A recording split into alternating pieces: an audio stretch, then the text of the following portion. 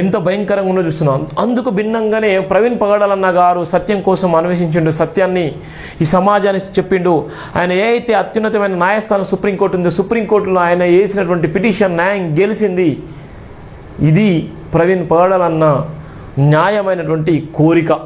ఇక్కడ ఆయన బ్రతికి లేకపోయినా కూడా ఆయన మాటలు, ఆయన చేసిన పోరాటము నిరంతరం క్రైస్తవ సమాజానికి ఎప్పుడు కూడా ఉంటుందనేటువంటి నేపథ్యం ఉంది. అత్యున్నతమైన న్యాయస్థానంలో ఆయన పోరాడినటువంటి తీరు, ఆయన పెట్టినటువంటి అనేకమైనటువంటి జడ్జిమెంట్లు అన్నీ కూడా వచ్చాయి. దానికి సంబంధించిన ప్రధాన వార్త కూడా రాయడం జరిగింది.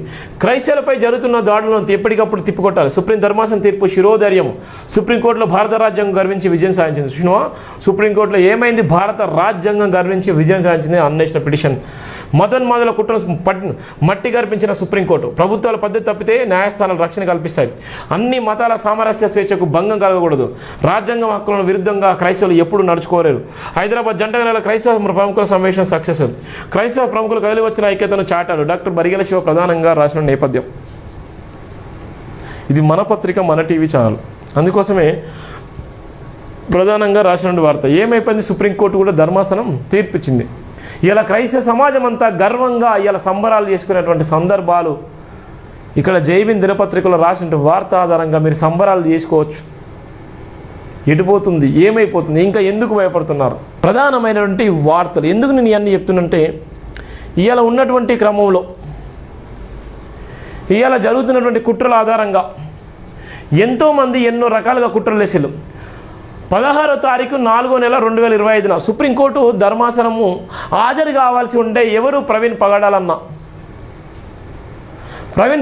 హాజరు కావాల్సి ఉండే. ఆ ధర్మాసనం తీర్పిచ్చింది.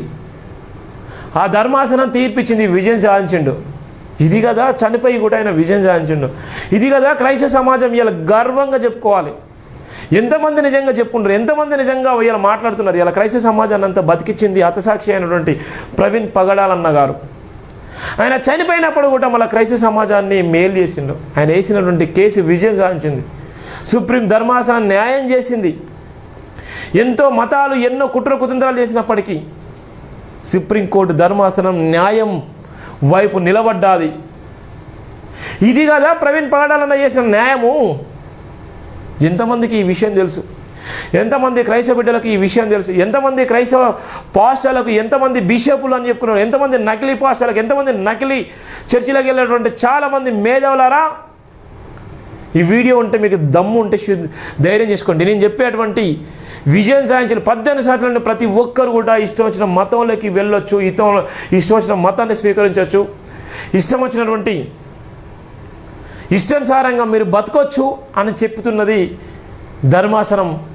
ఏ అయితే ప్రవీణ్ పగడాలన్న 16వ తారీఖు 4వ నెల 2025 హాజరవ్వాల్సినటువంటి ఆ సందర్భంలో ఆయనను హత్య చేయబడినటువంటి ఎవరైతే మతోన్మాదులు ఉన్నారో, ఎవరైతే డబ్బులు దండుకొని క్రైస్తవ సమాజాన్ని అబద్ధాలలోకి నెట్టేసేటువంటి ప్రయత్నం చేసిన వాళ్ళందరికీ కూడా ఈ వార్త మీకు చెంప మీద కొట్టినట్టు ప్రధాన వార్త ఇది.